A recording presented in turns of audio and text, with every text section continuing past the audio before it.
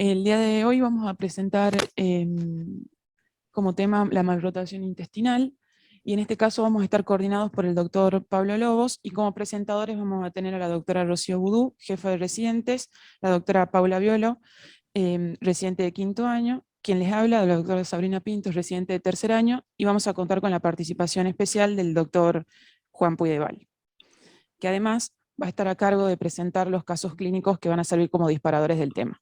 Cuando quiera, doctor. Vamos a mostrar rápidamente dos casos, y ahí figura la fecha, este es el caso más reciente, pero es algo bastante excepcional, por eso lo mostramos, que muestra lo que implica una malrotación. Es un chico que nació el día 5 de septiembre con una cesárea de urgencia por líquido meconial y con un hora adecuado, a las 4 de la mañana. ¿La que sigue? A las 8, por taquipnea y quejido, pasó a la unidad de neo, y ahí se contractó un abdomen globuloso, tenso, doloroso, débito gástrico claro, líquido meconial, y tuvo una deposición meconial. Se interpretaba que, y con esta placa de abdomen. Esta placa de abdomen, hasta que se demuestre lo contrario, es un volvo intestino medio, excepto que es un resinácido inmediato. Hay otra patología que puede dar esto, ninguna duda. Como también puede ser una atresia duodenal, se aspira líquido gástrico, inyecta aire, la que sigue, y se ve que la placa es exactamente igual. Ante el cuadro de abdomen globuloso, tenso, doloroso, brusco, y con esta placa de abdomen, pensamos que es un volvo intestino medio. La que sigue, a la 1 de la tarde, con sospecha diagnóstico volvo intestino medio, se operó de urgencia. Y en la cirugía se encontró una necrosis isquémica del yeyuno ilion por volvulos 2 vueltas. Por supuesto, lo que hay que hacer en estos casos es una amplia incisión, eviscerar en masa las vísceras, se desvolvuló en sentido contrario a las agujas del reloj, y se hizo la operación de LAT para llevar todo el colon a la izquierda, y se hizo algo muy excepcional. Ahí tiene el intestino como el aspecto que tenía, y se reintrodujo tal cual está en la cavidad abdominal. Esto fue a la 1 de la tarde de ese día. Fíjense, en el fondo se ve lo que es el vólvulo retorcido, lo ven ahí abajo, que no tiene mejor color, y entonces al desvolvularlo y hacer la operación del LAT, dejamos todo adentro. La que sigue. ¿Cuándo se reexplora esto? En la literatura constantemente se dice, el second look a las 6 horas, 12 horas, empíricamente se dijo eso. Nosotros somos el criterio que el recién nacido va a pedir cuando exploremos esto. Y decidimos que si una necrosis, una enterocolitis necrotizante con necrosis isquémica de intestino, tenemos un tratamiento conservador y lo operamos en el caso que el estado evolutivo del shock lo obliga a operarlo, este chico dejamos todo adentro y lo manejamos como una enterocolitis con una necrosis isquémica. A los 6 días, el chico estaba ahí, como ustedes lo ven, la que sigue, y lo seguimos esperando porque no teníamos ninguna indicación quirúrgica. La que sigue, y a los 20 días postoperatorios, estaba el chico estable, sin inotrópicos, débito gástrico bilioso, no tenía deposiciones, abdomen globuloso, indoloro, y se papa de tumoración periumbilical. Y la placa tiene un poco de aire distal, como ustedes ven al estómago que veíamos antes, o sea que parte de este intestino había recuperado su vitalidad y parte tenía necrótico. Y decidimos que es el momento de operarlo. Lo operamos a los 21 días, segunda cirugía, la que sigue, por favor. Encontramos herencias laxas, hicimos enterolisis, tenemos un duodeno y asa incisional de 20 centímetros dilatada con aire, terminal un plastrón absedado, distal al mismo se liberan 45 centímetros de lino permeable, que termina en válvulo ileocecal en flanco izquierdo. Eso es lo que encontramos. Entonces, ¿qué hicimos? La que sigue, se resecó el plastrón, hicimos una ostomía en caño escopete en flanco izquierdo. La que sigue, fíjense lo que era el intestino plastronado, necrótico, lo que el chico toleró durante 20 días, lo cual, y ahí está como que quedó. Se salvaron, entre comillas, 20 centímetros de ayuno y 45 centímetros de ilion y la válvula ileocecal y todo el colon, como suele ocurrir en esto. La que sigue, a los 15 días post segunda cirugía, decidimos contrastar en la I mayúscula, la ostomía ilial, que a los 3 centímetros estaba tapada, contrastamos por ano, la A, colon permeable, evacúa bien y rápido, y la E es el yeyuno proximal que estaba contrastado con aire. La que sigue, ahí hicimos la tercera cirugía, enterolisis ilion distal, se encontraron 3 obstrucciones que se resuelven con nuevas anastomosis, se deja totalizado con tubo siliconado que emerge por apendicectomía. Desde la ostomía al apéndice que lo colocamos a la pared. Quedan 20 centímetros de ayuno, 30 centímetros de ilion, válvula ileocecal y todo el colon. La que sigue, 16 días post segunda cirugía, encaramos la tercera cirugía, porque esta obstrucción de hilio distal, 3 obstrucciones que se resuelven con nuevas anastomosis, se deja utilizado con tubo siliconado, que mejora por la apendicectomía, por eso lo mismo, la que sigue. 40 días post hacer la cirugía, toma pecho, balance negativo por sionostomía, se infunde con bombostomía ilial, tolera 10 mililitros kilogramo hora, evacúa bien por ano. Se contrasta por ostomía hidrosoluble al medio, y mirá qué lindo que quedó todo lo distal. La que sigue, pasa las placas, se va llenando el hilio, se llena el descendente, la que sigue, se llena el colon, la que sigue, se llena el colon, se llena el sigmoide y llega al ano, la que sigue, con lo cual sabemos que distal a la ostomía está permeable y hasta la ostomía, hasta la ionostomía está permeable. La que sigue, se retritó el tutor, tuvo menos pérdida por ionostomía, todavía viene el aporte por ostomía, se decide establecer el tránsito. Lo que sigue, esto ocurrió a los 3 meses de vida, anastomosis ilial término oblicua, gastrostomía, para el manejo posterior. El 31 de diciembre, 24 días post-op, postoperatorio complicado por episodio de suboclusión, tránsito gastrointestinal, constitución al medio, oclusión de la anastomosis, la que sigue. El 2 de enero la operamos nuevamente, enterolisis y reanastomosis. El 20 de enero se da el alta con 70 aporte enteral por succión resto parenteral. El 18 de marzo, parenteral ciclada, gastroclisis nocturna, aumenta bien de peso. A los 9 meses se suspende parenteral y el 3 de octubre del 19, 13 meses de vida, se cierra botón gastrostomía, todo el aporte. El 5 de marzo, pesa esto, se retiró botón y se puso en cita libre, la que sigue, y ese chico está perfecto, lo van a ver, está muy bien. Esta es la evolución, bueno, esto lo vimos, esto es lo último, está bien. La que sigue, y este otro chico es más rápido, es un chico que está, dale, en el 2012 nace a término y a los 32 días de vida, un mes sin antecedentes clínicos, se alimentaba solo con pecho, presenta a las 5 de la mañana un episodio agudo de irritabilidad, un vómito alimentario abundante. A las 11, vómitos, enterorragia y depresión del sensorio. La que sigue, hipoperfusión, cianosis peribucal, distensión abdominal severa, shock. La que sigue, sonda orogástrica, mejora la distensión, líquido biliar amarillo, se expande, mejora la perfusión, no se obtiene orina ni con sonda de punción. Chicos, todo un cuadro de shock importante. Esa es la placa de abdomen a la 1 de la mañana. Todo esto empezó a las 5 de la tarde. A la 1 de la mañana, al día siguiente, tiene esa placa de abdomen. La que sigue, y a las 2 horas después de esa placa, 10 horas de inicio del episodio, tiene mucho mejor aspecto, está bien perfundido, chupete con ganas, abdomen blando, depresible, doloroso en el epigastrio e hipocondrio derecho. Y la nueva radiografía 2 horas después es la que sigue, la que sigue, bueno, la que ven ahí, muy similar a la anterior. Bueno, el chico siguió teniendo una exposición muy abundante en negra oscura, y los diagnósticos que barajamos fue una sepsis con bacteriemia, una infección intestinal, vómitos, enterorragia, dolor, shock, palpación abdominal, no se tocaba nada, o una malrotación y vólvulas. Lo mismo, no cierra la mejoría y el progreso del aire en la radiografía, como usted vio que había mejorado la disposición del aire. Igual decidimos operarlo porque el chico tenía... Y a las 4 de la mañana, o sea, 11 horas y media de inicio del episodio, se operó. Drena abundante líquido amarillo espeso, se teoriza colon y delgado dilatado con aire, mesenterio con ectasia linfática y petequial hemorrágico. El mesenterio.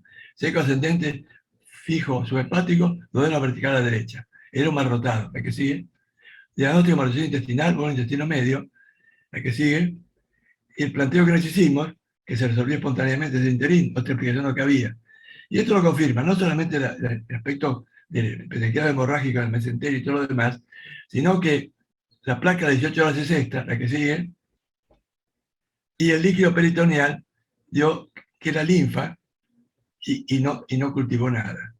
O sea que el chico no tenía una sepsis, no tuvo imaginación, tuvo un vólvulos de intestino medio con cierta agresión, pero que se resolvió espontáneamente, como a veces puede ocurrir.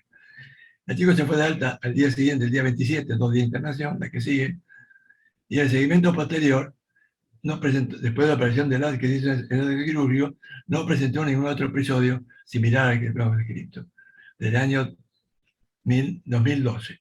Bueno, eso es todos los casos que gatillan la charla de hoy. En el segundo caso le contesto a Daniel, y el chico lo operamos porque tenía un cuadro quirúrgico agudo, y si pensamos que te puede tener un vólvulos, ya no me justificaba ese problema en ese momento, menos a las 4 de la mañana. Bueno, como artículo principal, entonces en este caso les mostramos uno que se publicó en el Annals of Surgery en este año, a cargo del doctor Karim Abu Belmaj, que se titula 500 pacientes con malrotación intestinal, 30 años de experiencia con la introducción de un nuevo procedimiento quirúrgico.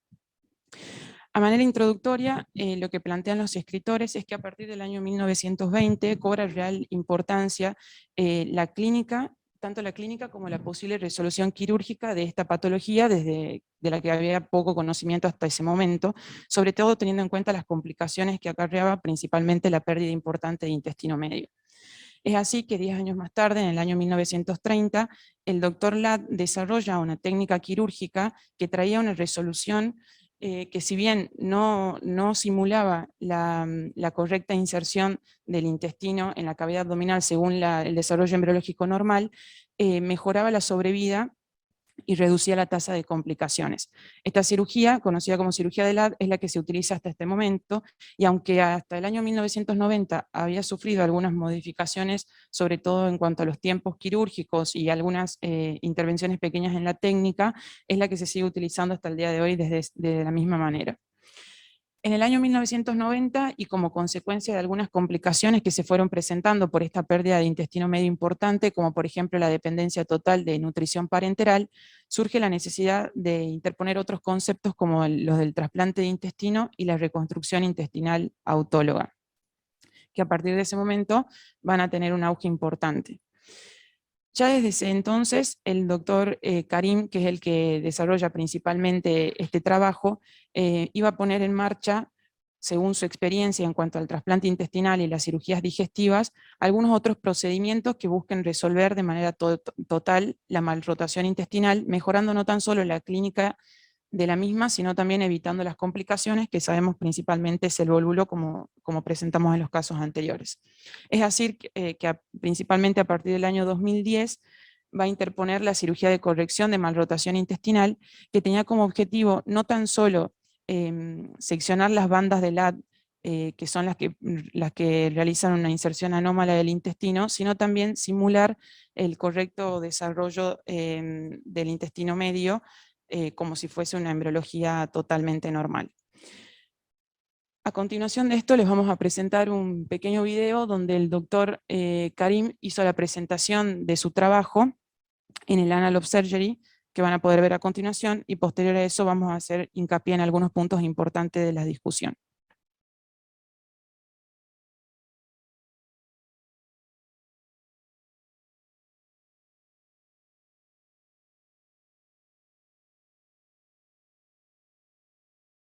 El video resume bastante bien lo que es el artículo, si tuvieron la posibilidad de leerlo. Vamos a resaltar a continuación algunas cosas importantes como para que podamos terminar de comprenderlo y poder entrar en la discusión. Vamos a hablar un poco primero de los materiales y métodos, y en específico de la población que utilizaron en el artículo. Fíjense que es un trabajo ambispectivo, digamos, ellos lo describen así, y esto tiene que ver con que utilizaron pacientes o que incluyeron pacientes en el estudio, por un lado retrospectivos y por otro lado pacientes que hicieron un seguimiento prospectivo, en el que en principio son 500 pacientes, una población que son los pacientes retrospectivos, que son 204, tuvieron pérdida de intestino, versus 296 que mantuvieron el intestino intacto, pero tuvieron síntomas y en ellos son los que hicieron un seguimiento prospectivo con la nueva técnica quirúrgica. De los 204 retrospectivos con pérdida de intestino, 189 tuvieron una intervención quirúrgica, de los cuales 174 se trasplantaron y 31 tuvieron alguna reconstrucción autóloga. Y fíjense que este número no da el total, o sea, 174 más 31, no da 189, pero esto tiene que ver con que 16 de los pacientes con reconstrucción autóloga terminaron en trasplante y fueron incluidos en el grupo de trasplante. Dentro de las reconstrucciones autólogas se utilizaron 3 técnicas, 23 pacientes recurrieron a la técnica de alargamiento intestinal, en 6 se utilizó una técnica de Bianchi y en 17 se hizo un STEP. y no se realizó, no, y en cuanto a los pacientes prospectivos, que fueron el 59%, 125 de ellos presentaban síntomas, de los cuales 80 recurrieron a la técnica quirúrgica que ellos describen. Y de los 171 asintomáticos también tuvieron un seguimiento prospectivo. ¿Y por qué no se operaron? Esa es la pregunta. Y en algún lugar del artículo describe que hay distintas causas, unas por denegación del sistema de salud o del seguro de salud del paciente, otros fueron, ellos asumen a la pandemia, otras causas fueron por barreras socioeconómicas y otros es porque la familia, digamos, decidió no operarse. Y si querés pasar a la siguiente dentro de esta serie, dentro de los 500 pacientes, 38%, que son 192 pacientes, fueron los que se realizaron la cirugía de LAD propiamente dicha, que ahora vamos a describir a continuación los resultados de estos grupos. Dentro de los resultados más relevantes del estudio, de esos 192 pacientes que mencionó recién Paula, a los que se le había realizado la cirugía de LAD, 97 de estos sufrió un vólvulo intestinal posterior a la cirugía. Además de esa misma población, 41 tuvo un vólvulo recurrente o de novo posterior a la cirugía. De estos pacientes, 18 a su vez perdieron el intestino. Por otro lado, hubo 50 pacientes a los que se le logró rescatar el intestino medio, que esto da una tasa de éxito global del 52%.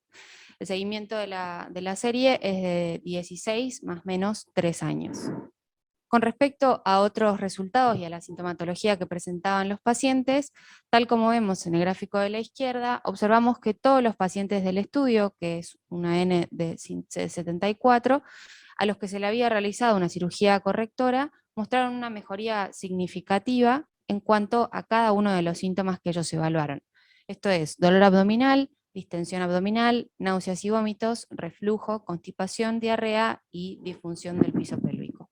Por otro lado, si uno compara las poblaciones de aquellos previo a la cirugía de LAD, posterior a la cirugía de LAD y posterior a la cirugía reconstructiva, vamos a ver que hay un empeoramiento de los síntomas después de la cirugía de LAD, que como observan las barras tienden a aumentar, y después se observa una mejoría significativa luego de la cirugía correctora, que vemos que los valores de las barras tienen un número menor.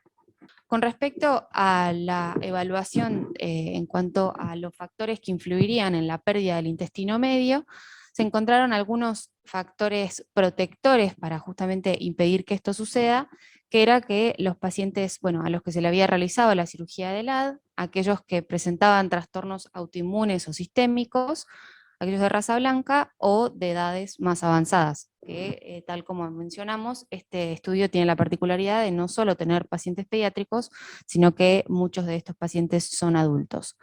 Y como factores de riesgo digamos que aumentarían la probabilidad de perder el intestino, tenemos aquellos pacientes que hayan sufrido de un vólvulo intestinal, prematuros, que hayan presentado asociada una gastrosquisis, una atresia intestinal, y el sexo masculino.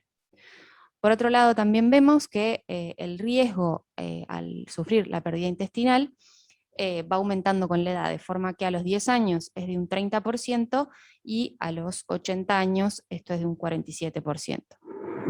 Y a modo de checklist del artículo, como estamos acostumbrados, el título sí es acorde al tema en estudio, fue publicado en una plataforma validada. Leyendo este artículo buscamos conocer sobre la clínica, el curso y el pronóstico de la patología, y no se incluyó, digamos, un grupo control en este caso puntual, y los resultados fueron estadísticamente significativos. A continuación, el doctor Puyeval nos va a hacer otra presentación de su serie. Me gustaría, antes de que presente el doctor Puyeval, este es un artículo que realmente nos movilizó un poco al leerlo, primero por el volumen de pacientes, segundo por la relación, digamos, la inclusión de pacientes adultos, en donde uno puede ver la evolución de la patología, digamos, en el largo plazo. Fíjense que hay pacientes el paciente con máximo seguimiento tiene 74 años de seguimiento.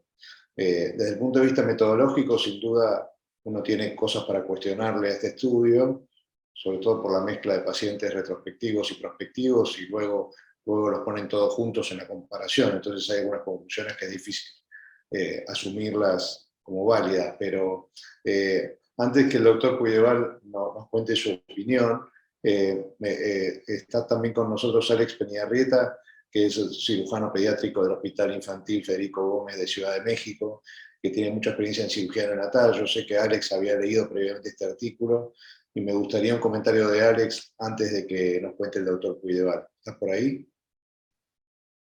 Hola, buenos días. Gracias, Pablo, por la invitación. La verdad es que se me había hecho un artículo bastante interesante antes de hablar de la cirugía, pero sobre todo por lo que él cataloga, como por lo que los autores catalogan como el síndrome, el GMS que le ponen, ¿no? Gut Malrotation Syndrome, ¿no? Que esto quiere decir que los pacientes requieren un seguimiento un poco más acuicioso de lo que estamos acostumbrados. A lo que estábamos acostumbrados con esos pacientes es, está subiendo de peso, si vomitan o tiene dolor intratable, ok, no, bueno, nos vemos en 6 meses, nos vemos en 1 año. Tal vez valga la pena esto hacerlo como un cambio, así como dijo el doctor Peña, estos pacientes hay que estarlos siguiendo y hacerles estos cuestionarios para ver si en realidad están bien.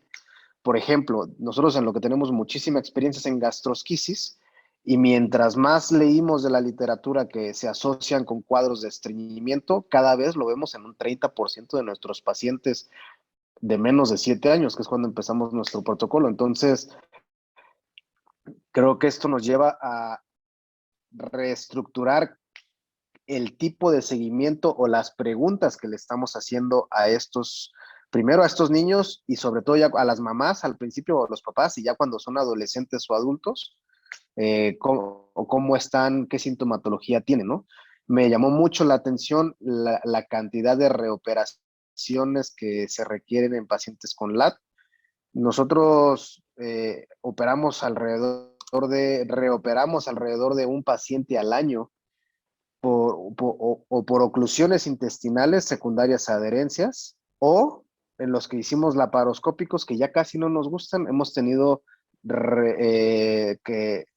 revólvulos que se someten a una cirugía abierta y les hacemos un LAD. Estos que hemos tenido que reoperar, que fueron laparoscópicos, habitualmente tienen menos de 18 meses. Los pacientes que se han llegado a presentar con oclusiones intestinales que hemos reoperado nosotros tienen más de 2 años, más de 3 años.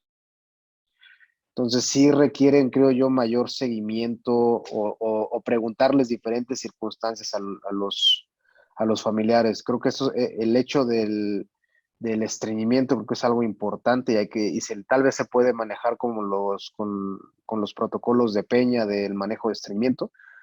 La cirugía como tal se me hace una cirugía que pues, vale la pena tener en mente ahí, tal vez en este punto, para casos que ya hay, que todos vamos a tener un paciente que se ha tenido que reoperar tal vez 2, 3 veces, tal vez ya empezar a pensar en este tipo de reconstrucciones. No puedo decir que ya lo vamos a hacer en nuestro siguiente paciente con malrotación, pero es algo que tenemos que tener en mente, ¿no? De que estos pacientes operados con LAD no es como, ok, vete a tu casa, nos vemos cada 4 años, y sobre todo darles un seguimiento. En México tenemos muchísimo problema de pérdida de seguimiento, cerca de un 40% de nuestros pacientes se pierden. Entonces hay que intentar ver qué es lo que está pasando con estos pacientes, y estaría muy interesante ver qué es lo que está pasando con los pacientes adultos, que ahí sí, por lo menos en México, no hay nada reportado. No sé qué opinan los demás. Gracias, Alex, muchas gracias. Bueno, doctor Puydeval. Bueno, me alegra un poco que el doctor Peñarrieta me dio pie a lo que yo quería decir. Este trabajo carece de un diagnóstico clínico de los pacientes. Carece totalmente. Se desconoce la patología. El mal rotado es una malformación congénita. Y lo primero que tenemos que diferenciar es lo que es un mal rotado de una falta de rotación. Y no reconocer que la operación de LAD lo que hace es, al llevar todo el colon a la izquierda, bien llevado a la izquierda, hace que el abanico de todo el intestino medio tenga una gran base de implantación, desde el hipocondrio izquierdo hasta la fosa ilíaca derecha, con lo cual hace bastante imposible cuando está bien operado como la técnica del revólvulo. Cuando hay un revólvulo, y yo veo que en la serie de ellos muestran varios que son laparoscópicos, no está bien operado por la vía de laparoscopía y es muy complejo hacerlo laparoscópicamente. Y además de eso, cuando un LAT recurre es porque no estuvo bien llevado el colon a la izquierda. Otra cosa que carece el trabajo que es una aberración, la falta de rotación es una situación normal, frecuente, muy rara vez en el enfalocele, en la gastroquisis, en la hernia diafragmática. Eso es una falta de rotación que muy rara vez presenta bolo intestino medio porque no tiene una mala rotación. Son cosas que conceptos que el cirujano pediatra no debe perder. El primer enfermo que se operó mal rotado Bonadeo, el italiano, que nadie discute la capacidad de Bonadeo, tengo que ayudarlo yo porque no tenía idea de un protólogo de primera línea en la Argentina de lo que era un mal rotado. El mal rotado no tiene que ver con un cirujano adulto mal rotado, es una patología del cirujano pediatra. Y el problema de este trabajo es que tiene un buen enfoque al trasplante intestino, a la falla intestinal, pero carece de total concepto de lo que es una mal rotación. Y lo que propone fue intentado en el 20, en el 30, en el 40 y siempre fracasó. Pues es una gran cirugía que, como ustedes van a ver, poner el dispositivo no es aplicable al chico que uno ve. Yo desde el año 95 al 18 tenía una base de datos computarizada y en esos 23 años operé, no me gusta decirlo así, en forma personal 62 más rotaciones. Lo primero que vuelvo a repetir lo mismo, para hablar de esto hay que diferenciar lo que es la malrotación de la falta de rotación. Estos 62 fueron mal rotados. Falta de rotación hay un montón más que no fueron operados. Hay que verse un falocele, hernia diafragmática congénita, gastroquisis, presenta falta de rotación. La que sigue, estos 62 casos, fíjense en la edad. Menor de un mes fueron 50 casos. De 1 a 3 meses fueron 3 casos más, de 3 a 12 meses 6 casos más, y de más de 2 años 3 casos más. ¿Esto porque los argentinos son distintos? No. Esto porque los neonatólogos, los cirujanos pediatras, intervienen a estos chicos muy precozmente. Por supuesto, es una población que tiene un sesgo. Es una población netamente, entre comillas, de una clase con más posibilidades económicas, en mejores lugares, lo que ustedes quieran. Pero estos casos no incluyen los casos que yo, cuando fui jefe del italiano, ni incluyen los casos cuando fui jefe en Austral. Son los casos de la práctica privada mía. Entonces, fíjense qué interesante. Este señor que muestra en el trabajo, y que no lo mencionaron, que entre el diagnóstico de los síntomas y la cirugía pasaron 0 a 5 años en un grupo y nosotros más de 5 años. Es una barbaridad. Y tiene 190 y pico enfermos que tienen sospecha de mal rotado, porque lo confirman por radiografías, y no lo solucionan. O sea que, ¿qué esperan? El bólvulo. Entonces van a tener 204 pérdidas de intestino. Eso es lo malo del trabajo. De estos pacientes interesantes, bolo intestino medio con necrosis, hubo 5 casos, de los cuales mostré uno. Con esa técnica de meter todo adentro, hice 4. Hay 3 vivieron los 4, uno se murió al año por un acceso y por catéter, y los otros 2 están vivos, con dieta libre y caminando por la calle. Y bolvos de intestino medio laxo, puse 5 casos interrogantes, porque hay 2 o 3 que no lo tengo claro en la lectura de la historia clínica que tengo. Otra cosa importante, en todos estos casos, por supuesto, cuando opera un chico de estos, de recién nacido, queda muy enganchado con uno, y este nivel de poblacional tenés la oportunidad de seguir viéndolos, no lo que pasa muchas veces a otro nivel social. No hubo ningún caso revólver, pero sí concuerdo con compañera Rieta que algunos de estos enfermos tienen obstrucción por habilidad que necesita reparación. Pero cuando un LAT se revolvula, miren bien la técnica que están haciendo y ven en qué fracasaron. No tiene por qué revolvularse. En mi comentario, el trabajo creo que actualiza algo que nos está pasando en nuestros trabajos diarios.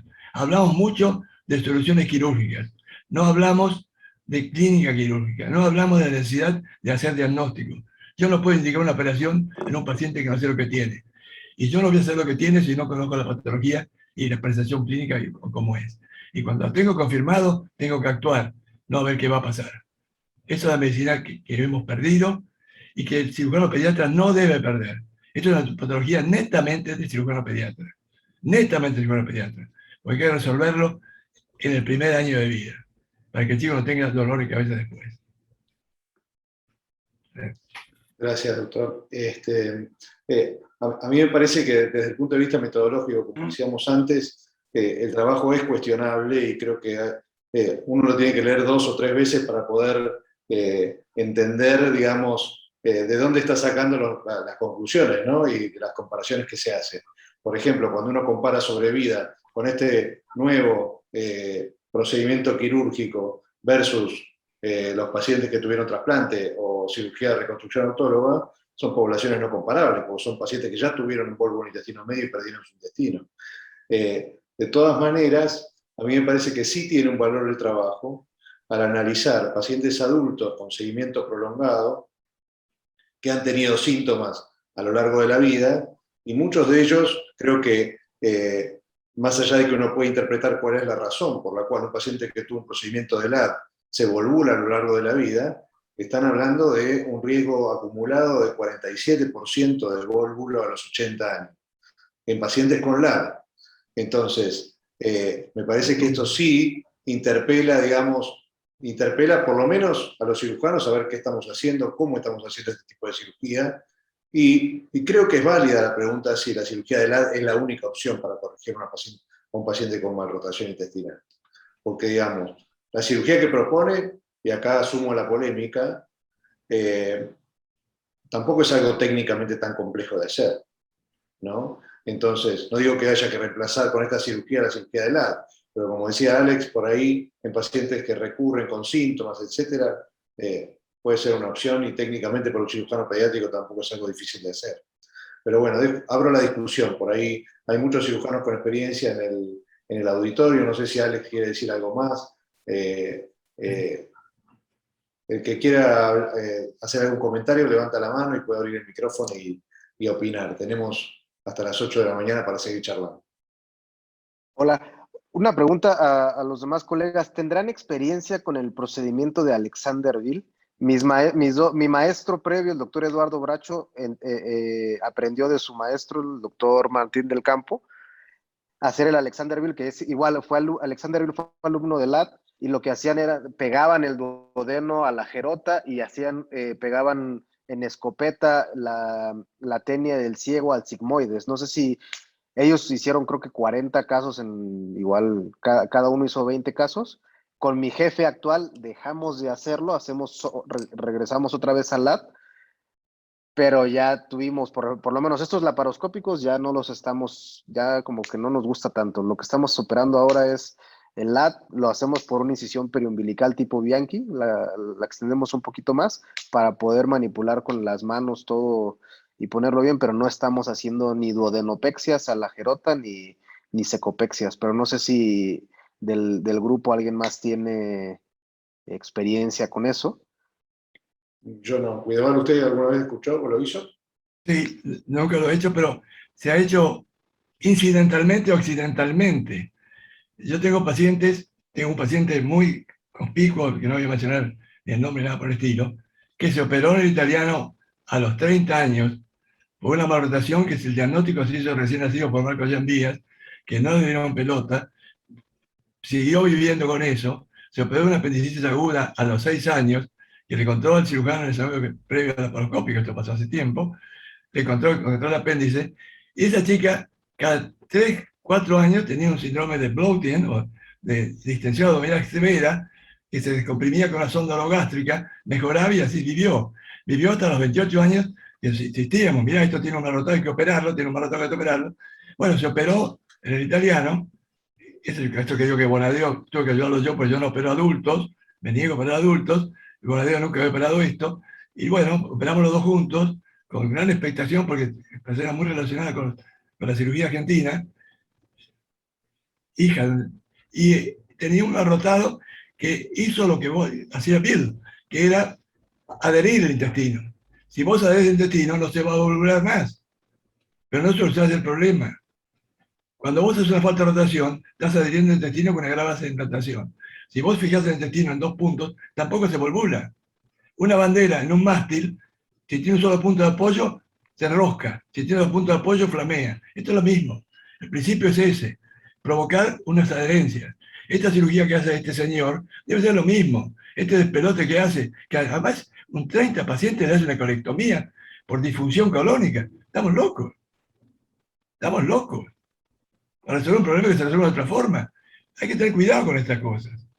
Sí, Hay que yo tener creo que ahí hay una mezcla de pacientes también, doctor, porque son pacientes adultos, donde se suman otras cosas, creo. De cualquier forma, lo que ellos proponen es que en algún lugar del texto habla de que hay una investigación en curso en ese sentido, que lo que ellos proponen es la teoría de que la fisiopatología de malrotación intestinal tendría una base intrínseca a nivel de la motilidad intestinal, cosa que uno no ha visto, por lo menos en pacientes pediátricos, ¿no? En general. bajo ningún aspecto eso. Los pacientes me siguen a mí mucho, no tienen problemas así. Tengo más problemas con los giflos que con esto, en el seguimiento. Esto generalmente, si vos haces una operación de la como corresponda, es muy raro que tenga problemas. Puede tener cuadros oclusivos, tienes que avisarlos, porque los chicos tienen adherencia, muchas veces esta cirugía no es exenta de adherencia, ninguna duda. Pero la pauta de que en esto no hay, en muchos de estos pacientes no hay un factor inmunológico, como él insinúa, y lo insinúa desde la boca para afuera, como yo puedo hablar de inmunología como cirujano, es ridículo. Pero, porque una mala rotación, una falta de rotación en una hernia flagmática tiene una aplicación. Porque instintivamente encuentra un agujero distinto para escapar, y no va a donde tiene que ir. O en una falocer es lo mismo, porque se escapa donde tiene que ir. No tiene la contención para rotar por donde debe rotar. Por supuesto, a la más rotación hay que agregar un montón de cosas más.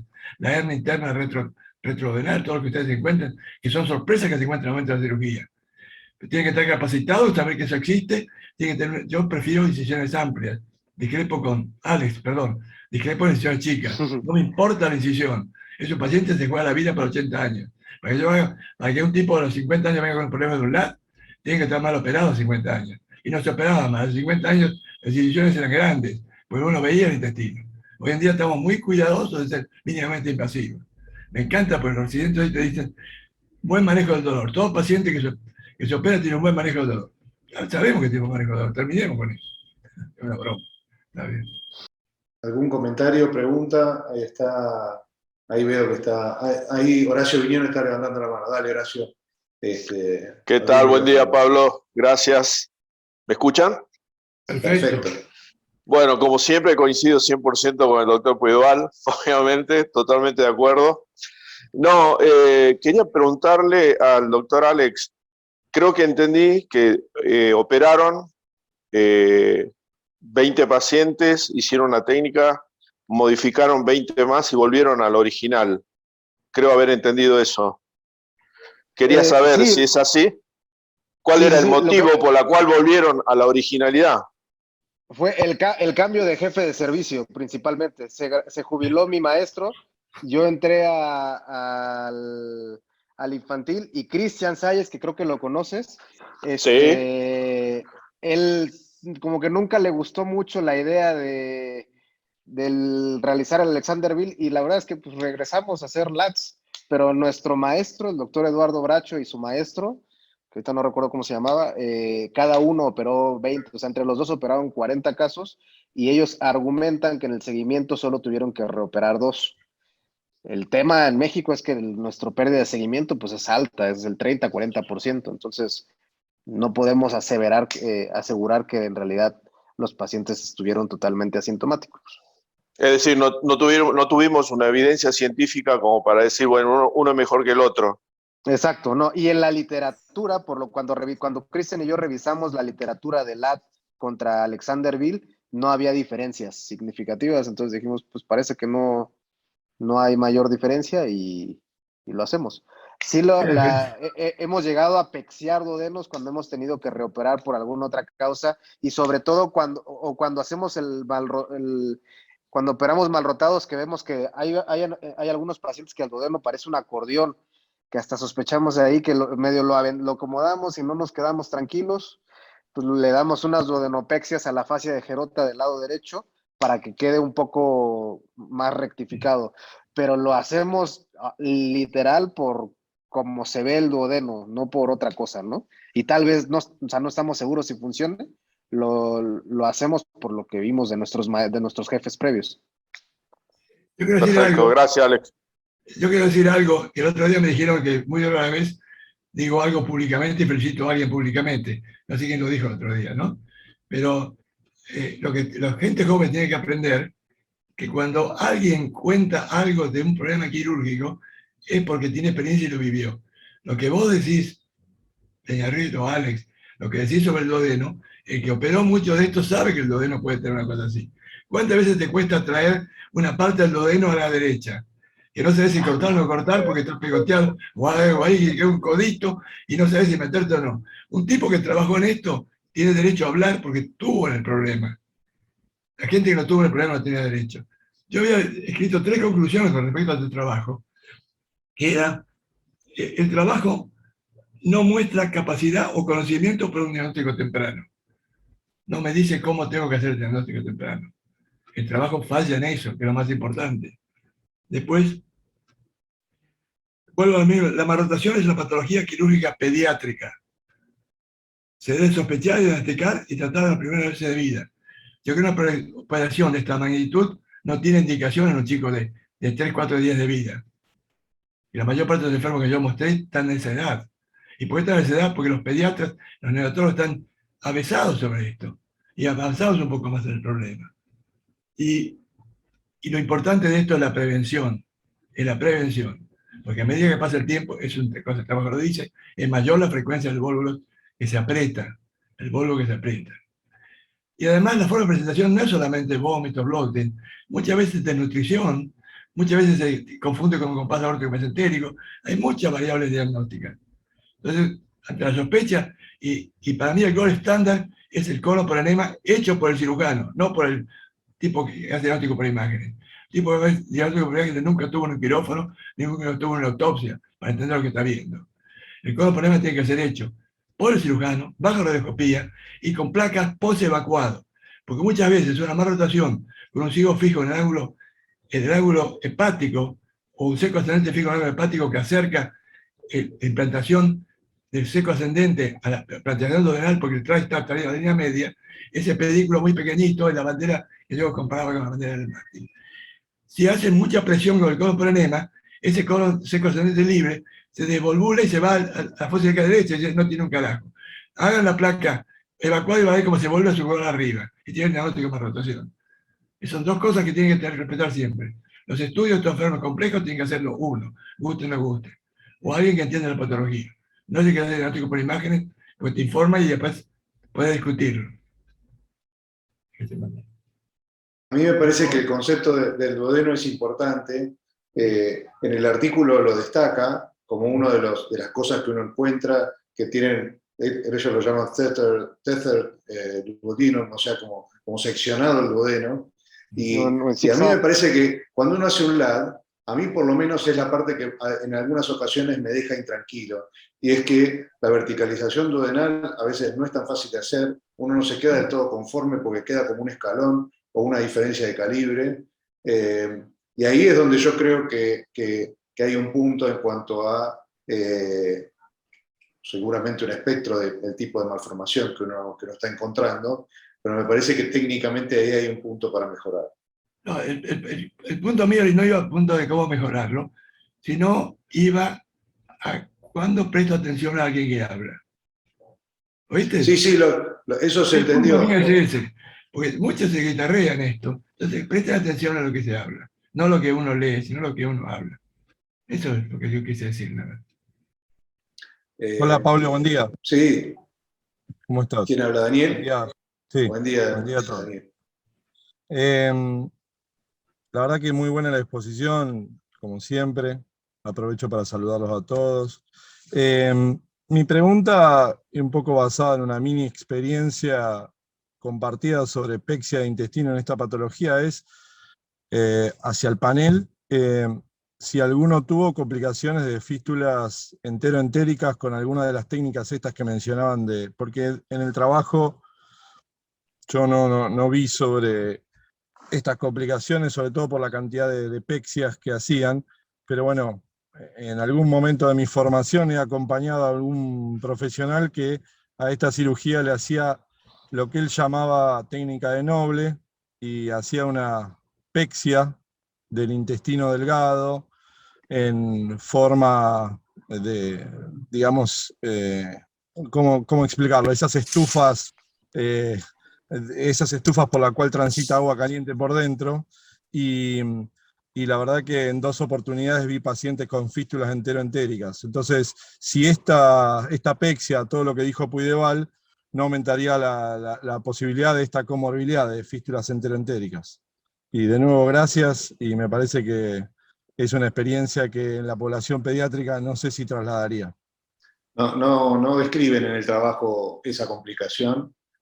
No, por eso lo pregunto, Pablo. Y creo que la mayoría de los que estamos acá no tenemos experiencia en pexia, porque casi nadie lo hace, ¿no? Ese es el tema, me parece.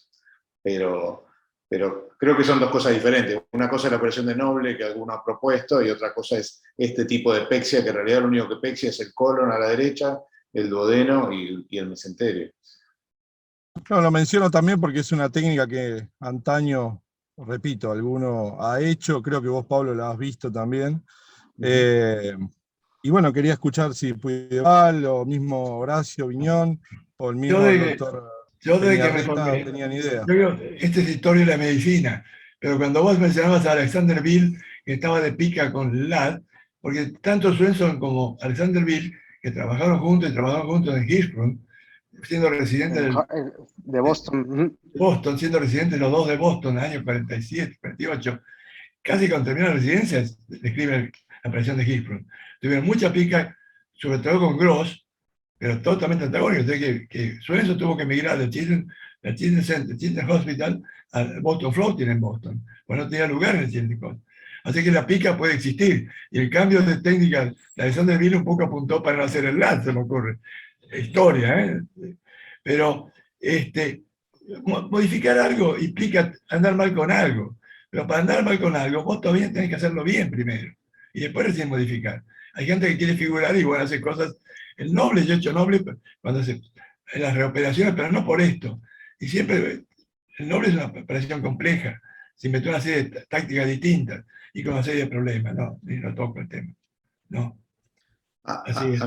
Creo que una cosa, ya estamos casi en horario de terminar, no sé si hay algún comentario del auditorio, alguien que quiera agregar algo, decir algo, comentar algo, alguna pregunta de los residentes. Amadeo, buen día, sí. Bienvenido.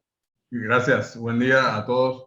Quería hacer un pequeño comentario nada más. Estoy absolutamente de acuerdo con Puigdeval.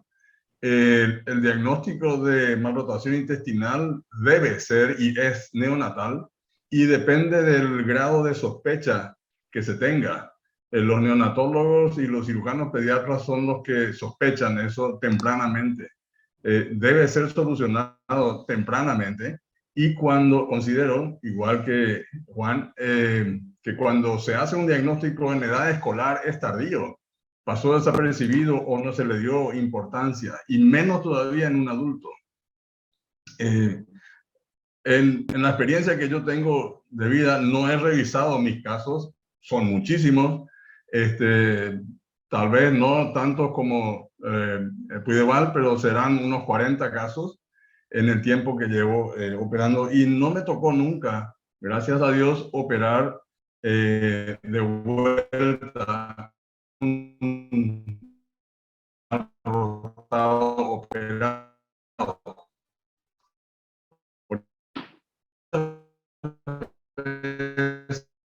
Que acompaña a los pacientes mal dotados. Y bueno, no tengo la evidencia histológica porque creo que no lo hacemos, no buscamos eso, pero puede tener una razón de que haya algún problema de la inervación intestinal causante de la constipación en los mal dotados. Eso le doy al artículo. Fuera de eso, me parece un artículo para tomarlo con pinzas. Muchas gracias. Gracias, Amadeo. Lamentablemente no tenemos mucho más tiempo, tenemos que cerrar acá. Creo que a mí me encantaría poder aprovechar la experiencia de los cirujanos con pacientes operados hace más tiempo, como el doctor Puigdeval, el doctor Zanotti, hay algunos otros cirujanos de experiencia en la sala. Creo que algo que nos debemos es ver qué pasa con nuestros pacientes en el largo plazo cuando son adultos. Y eso, en algunos hospitales como el nuestro, que son hospitales generales, estamos en posición de poder hacer algún análisis de ese tipo, y ojalá que podamos tener un poco más de información, porque hay pacientes que por ahí tienen síntomas de adultos y cabe la posibilidad que no nos enteremos, Yo creo que igual los números que están hablando en este artículo son exagerados y no hay un seguimiento longitudinal durante 30 años de un paciente, pero me parece que es una pregunta que nos queda. ¿Qué pasa con estos pacientes en el largo plazo y si realmente la evolución es tan buena como nosotros estamos convencidos? Bueno, gracias a todos y los esperamos el próximo viernes con el próximo Ateneo que difundiremos. Muchas gracias.